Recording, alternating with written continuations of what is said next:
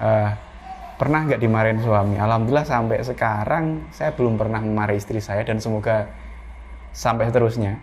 Begitu juga istri saya juga belum pernah marah ke saya. Paling kalau sekedar ya meracuk dikit-dikit itu wajar seorang wanita ya.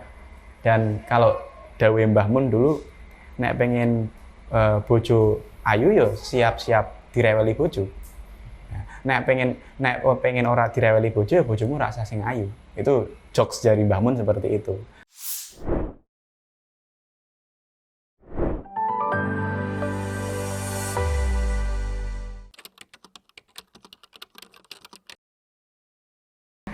Enggak. Alhamdulillah sampai sekarang saya belum pernah memarahi istri saya. Belum. Enggak, sayanya juga enggak berulah sih. Semoga tidak pernah selamanya. Jadi sikap istri ketika suami marah itu berarti jika ada api harus ada air, sehingga ketika kita mendapati suami kita emosi, entah karena ulah kita sendiri atau misalnya karena ada faktor eksternal yang mengganggu pikirannya sehingga emosinya tidak stabil, maka kita sebagai seorang istri itu berusaha bagaimana caranya suami ini bisa lebih tenang. Makanya kenapa dalam Al-Quran juga waja'alna bainakum mawaddata warahmah. Kemudian dikatakan bahwa litaskunu ilaiha, adanya istri dan hubungan suami istri ini adalah untuk saling menenangkan. Bukan saling membahagiakan, tapi saling menenangkan. Karena kebahagiaan itu kan seperti emosi yang datang dan pergi, sama halnya marah. Tapi ketenangan itu adalah sesuatu yang lebih dibutuhkan dan sesuatu yang lebih realistis. Karena itu bisa diupayakan. Ketika suami marah, kitanya berusaha menjadi penenang dari suami tersebut. Jadi kitanya mengalah dulu, kita tidak reaktif, kita berusaha untuk mengerti alasan kenapa sih suami saya marah gitu. Akhirnya ketika kita berusaha memahami alasan di balik kemarahan itu, kita akan berusaha juga untuk bersikap yang relevan dalam menghadapi kemarahan suami tersebut. Kecuali kalau misalnya marahnya sudah karakter ya, kan ada orang yang karakternya temperamen, dikit-dikit marah. Itu mungkin kita perlu upaya lebih kuat lagi ya, lebih susah lagi.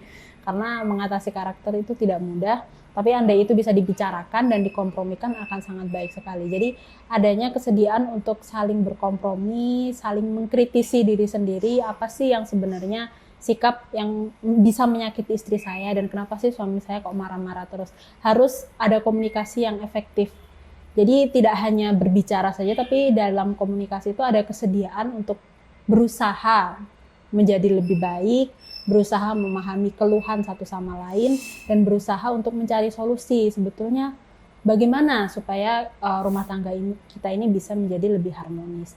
Jadi gitu, istri yang bisa menenangkan suami, istri yang tidak banyak menuntut, istri yang juga tidak terlalu tinggi ekspektasinya terhadap suami. Karena kadang perempuan itu karena merasa ar-rijalu qawwamuna 'alan nisa ya, karena merasa dirinya tidak berdaya dan suaminya itu superior, akhirnya dia bebas berekspektasi ataupun menuntut segala sesuatunya terhadap suaminya. Padahal hal itu harusnya tidak dibenarkan dan perlu dibatasi ekspektasi-ekspektasi itu. Bagaimanapun juga laki-laki itu juga manusia, asal suaminya mau berusaha, kemudian suaminya juga melakukan yang terbaik yang dia bisa, itu kita harusnya mudah merasa cukup dari situ. Jangan termakan ekspektasi, jangan karena kita membanding-bandingkan rumah tangga orang lain dengan rumah tangga kita, penghasilan orang lain dengan penghasilan kita. Enggak, rumput sendiri itu harus diusahakan lebih hijau daripada rumput orang lain, yaitu dengan rasa syukur, yaitu dengan sikap muasyarah bil ma'ruf. Nah, muasyarah bil ma'ruf ini harus adanya kerjasama lagi-lagi antara suami dan istri. Istrinya berusaha gimana caranya suaminya nyaman, suaminya juga berusaha bagaimana caranya istrinya ini nyaman, supaya keharmonisan itu bisa betul-betul kita dapatkan dalam rumah tangga.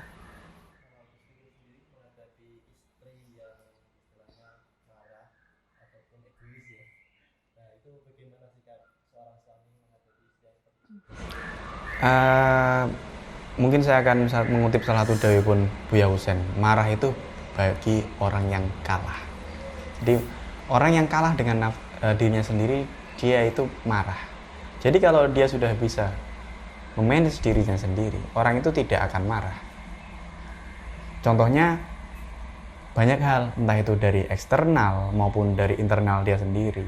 Jadi asal tahu batasan, seorang suami istri itu tahu batasan kesepakatannya, insya Allah tidak akan ada miskomunikasi. Dan seperti yang disampaikan istri saya tadi, ketika yang satu lagi up, bahasanya tadi api dan air, harus up and down saya bilang.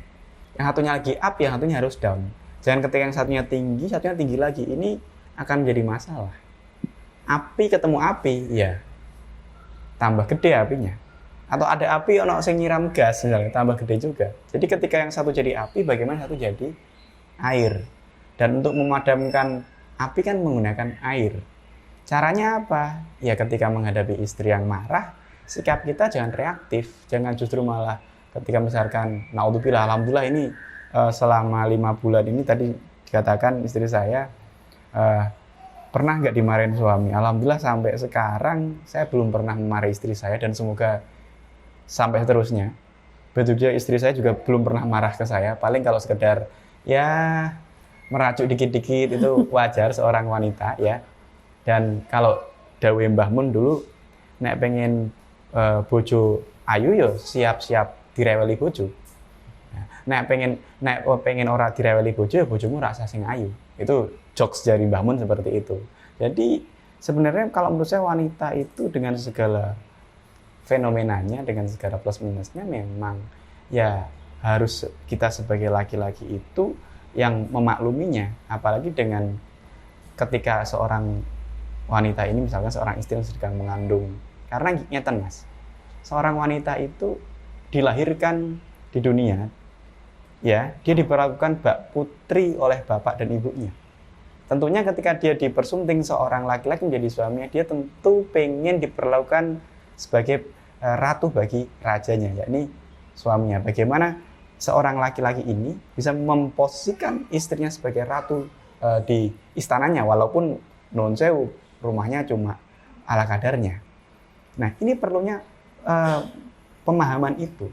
Tidak ada pressure yang berlebihan, tidak ada tuntutan yang berlebihan. Terus kemudian konsep Ar-Rijalu Qawwamun 'alan Nisa ini kalau Abah Suyuti itu dawuh ketika menafsiri Ar-Rijalu Qawwamun 'alan Nisa ini, beliau menambahkan bukan kok berarti suami itu lebih superior, akan tetapi karena Ar-Rijalu Qawwamuna di sini, Qawwamun 'alan Nisa di sini adalah laki-laki ini harus bisa mengcover seluruh kebutuhan yang ada di istrinya, karena Ar-Rijalu Qawwamuna 'alan Nisa di sini bukan berarti laki-laki lebih kuat, tetapi laki-laki harus bisa memenuhi semua kebutuhan dari istri tersebut. Mungkin seperti itu. Jadi kalau tidak ada hal-hal yang secara prinsipal atau yang lainnya atau mungkin eksternal, saya kira seorang suami istri insya Allah akan dijauhkan dari saling marah antara laki-laki memarahi suami atau istri memarahi laki-laki. Jadi pemakluman dan pentingnya kompromi dan juga diskusi yang